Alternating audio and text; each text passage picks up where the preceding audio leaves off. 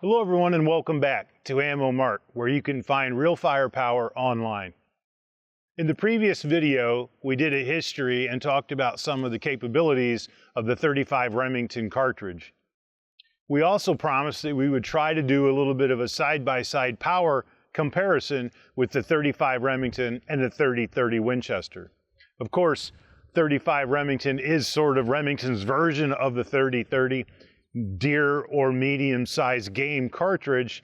They just set out to improve it, and what we would like to try and discover is if they actually did or not. I'm approximately maybe 35-40 yards away from our target, which will superimpose, and what I have is a completely frozen ham backed up by some ballistic gel. We're going to start with the 35 Remington fired from the Marlin 336 that you also saw in the previous video, and see if we can catch the round in some ballistic gel and how much penetration it has or doesn't have compared to its rival. For you pork enthusiasts out there, I'm using the frozen ham because my wife and I purchased a pig a while back and we weren't very happy with the smoke job on the ham. It actually sucked something awful, so I don't mind donating it to the cause, so to speak, and hopefully it will actually die of a little bit of lead poisoning. The round we're going to use is Hornady's LeveRevolution. It develops around 2,200 feet per second at the muzzle. Of course, it's got a little polymer tip and is designed for the safety use in a lever action rifle. So, now that we've cleared all that up, let's see how it goes.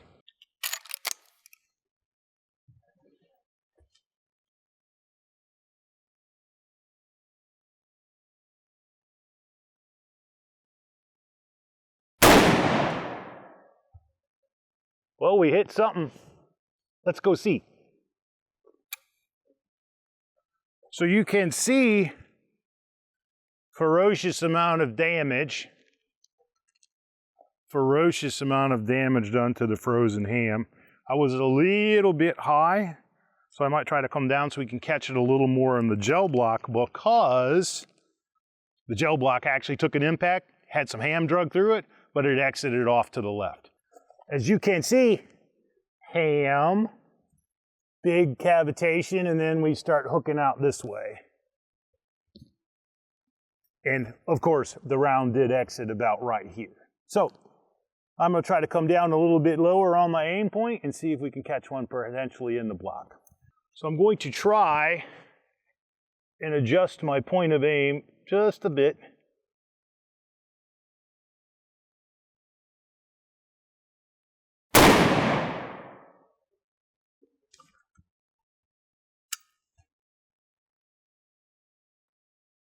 Definitely another hit. So you can see impact hole, not too bad. Ham is all loosey-goosey. Definitely would kill any medium-sized game in North America. And you can see what I was really hoping to do is catch the bullet in here. That didn't happen though. You can see the track it's taken, entry here, and it tracks all the way through the ballistic gel after hitting what, probably 5 inches of frozen ham. So say goodnight, Bambi. Now, we're gonna switch over to the 30-30. So we've switched over to the 30-30 for this part of the demonstration. I have a Winchester Model 94, of course chambered in 30-30 Winchester, and we're going to try and repeat the same demonstration through the ham and into the gel block. Sighting system's roughly the same.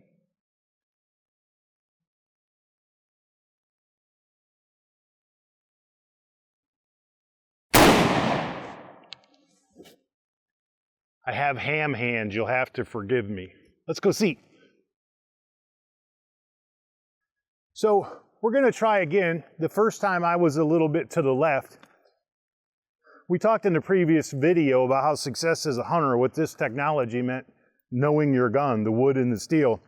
There wasn't a great way to change the windage on these. You just had to know what your rifle did on with a particular bullet at a particular range.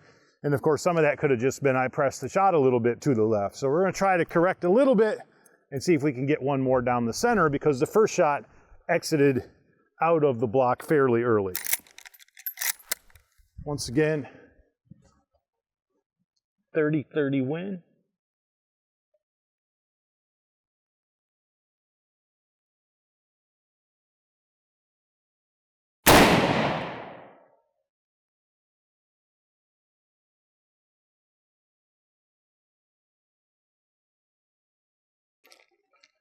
My aiming point was, of course, the white tag. This one was here from previous. The ham was oriented this exact same way, and you can see where my thumb is kind of rubbing was the dead center shot.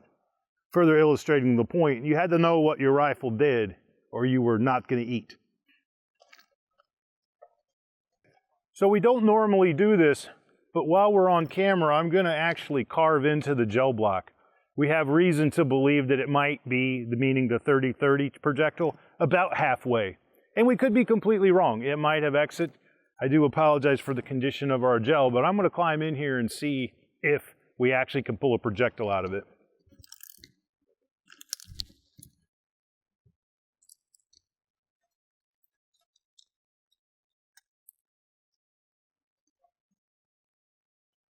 You can see, hopefully on camera, the hammy juice pouring out of the orifice in the wound channel.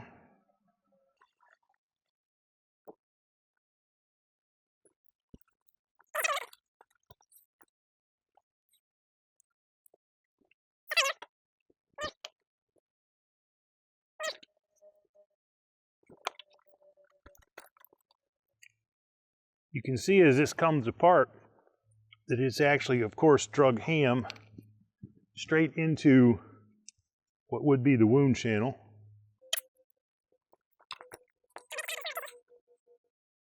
I'm going to say that they both passed through. So unfortunately, we couldn't capture either the 35 or the 30-30 into the gel block, which brings me to an interesting point. To this day, American hunters and consumers seem to prefer the 30-30 Winchester. I can tell you that the 30-30 does have a little bit more recoil than the 35, but let's be honest, when you're hunting deer, you probably won't even hear the rifle go off, let alone feel the recoil. Yeah, if you're going to come out and torture test your shoulder and shoot 30, 40, or 50 rounds, it would make a difference, but realistically, nobody does that anyway. I couldn't prove or disprove that 35 Remington's superior, but I can tell you this, if it is, it's by such a marginal difference, it really doesn't make any difference. In fact, because American hunters seem to prefer the 30-30, it's much easier to get, and the ammunition's much less expensive. Right now, 35 Remington ammo is almost seasonally based and seasonally produced. So unless you're a hand loader and you're really into that sort of hobby, you can see why the 30-30 Winchester won. It was released first. It has a wide array of capabilities just like the 35 Remington and the same drawbacks. So it's kind of a cool caliber, meaning the 35 Remington, but superior to 30-30, I don't think in any way, shape, or form. Hope you guys have enjoyed this video, and don't be afraid to like and subscribe.